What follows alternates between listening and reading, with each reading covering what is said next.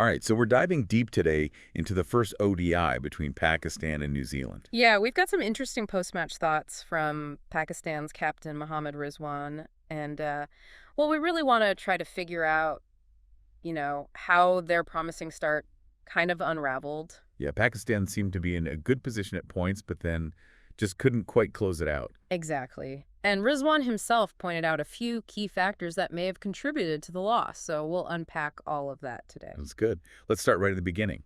So Pakistan won the toss in Napier and opted to bowl first. Yeah, seems like Rizwan was pretty confident in his bowlers, especially considering the conditions. Yeah, he really commended them, actually, for how quickly they adapted to the conditions in New Zealand. And they really did put the pressure on New Zealand early on, right? Absolutely.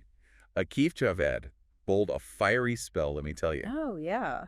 Had New Zealand struggling at 50 for 3. It's amazing how quickly things can change in ODI cricket, though, right? You think a team has the upper hand, and then boom, Oh yeah, total. everything shifts. It's all about partnerships and momentum in this format. Exactly. And New Zealand really turned things around with a pretty remarkable stand. Oh, they did. Mark Chapman and Daryl Mitchell just put on a clinic. A record-breaking 199-run partnership.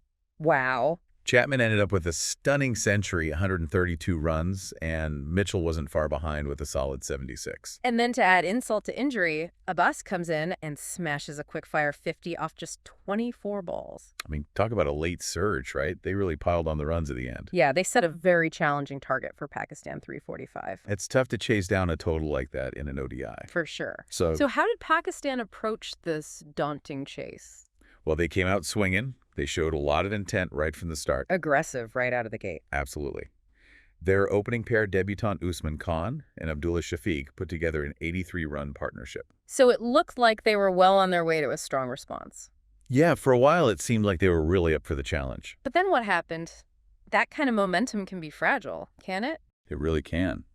And unfortunately for Pakistan, Nathan Smith broke through that opening stand. Ah, there it is. And then Michael Bracewell got another wicket soon after. Those crucial wickets right after a solid start can really shift the pressure back on the batting side. Oh, absolutely. Suddenly, Pakistan found themselves at 88 for 2.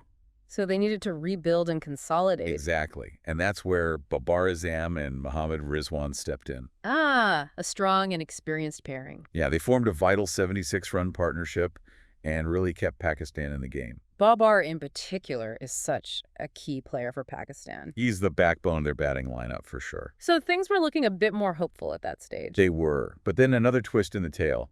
You know how we were talking about debutantes earlier? Yeah. Well, this time, it was a debutante with the ball, Mohammad Abbas, who dismissed Rizwan for 30. Oh, so another setback for Pakistan at a crucial moment. Exactly. They were now 164 for 3, still needing a lot of runs with wickets falling. But at least Babar Azam was still there, right? He was.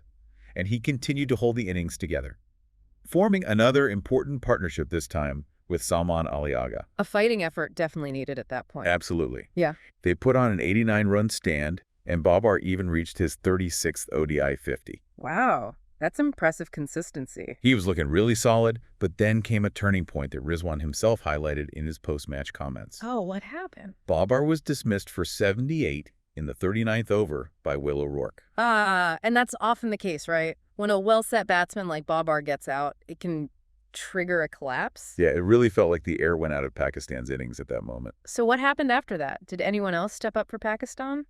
Unfortunately not. It was a pretty rapid decline after Babar's dismissal. Oh, no. A run out. Then Irfan Khan Niazi got a golden duck Ouch. out on his very first ball. That's rough.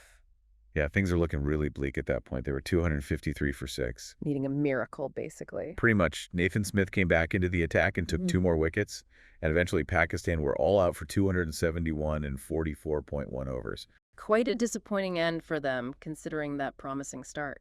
Yeah, it really shows how crucial those key moments and partnerships are in ODI cricket. So let's get into Rizwan's reflections on the game. What did he take away from this defeat? Well, he did acknowledge the positive intent and execution at the start of the chase. Yeah, they did come out firing. But he also pointed to those critical 3 to 4 overs where the pressure mounted and momentum swung decisively in New Zealand's favor. Yeah, those turning points can make all the difference. He also praised the initial bowling performance, but gave credit to Chapman for his exceptional innings. Rightfully so. A century in an ODI is a special achievement. And he stressed the need for the team to capitalize on key chances, something that they perhaps didn't do as well as they could have. Yeah, those missed opportunities can come back to haunt you. He also saw the match as a valuable learning experience for the 3 debutantes who were playing in challenging conditions. Always good to gain experience at the international level no matter the result. And despite the loss, he remained optimistic about the remaining matches in the series. Yeah, that positive attitude is important, especially for a captain. So it was a game of contrasting phases, really. Ups and downs for sure. Pakistan starting strong, then New Zealand's game-changing partnership, Then a resilient chase led by Babar Azam. and ultimately a dramatic collapse. It makes you think, what if Pakistan had capitalized on those key chances that Rizwan mentioned? Yeah, how much would that have shifted the momentum? Or what if that middle-order partnership had lasted a little longer? It really highlights how crucial momentum is in these high-pressure ODI matches. Absolutely. One small shift can completely change the course of the game. It's what makes this format so unpredictable and exciting to watch. And that's what makes sport so captivating, right? Oh. You never know what twists and turns are coming your way. Exactly. It keeps you on the edge of your seat until the very end. So there you have it. A fascinating look at the first ODI between Pakistan and New Zealand, full of intrigue and momentum swings. And a valuable reminder that even in defeat, there are always lessons to be learned. Absolutely. And it'll be interesting to see how Pakistan bounces back in the remaining matches of the series. We'll be sure to keep a close eye on those matches and bring you more deep dives into the world of cricket. Until then, thanks for joining us. And keep exploring those intriguing what-ifs in sports.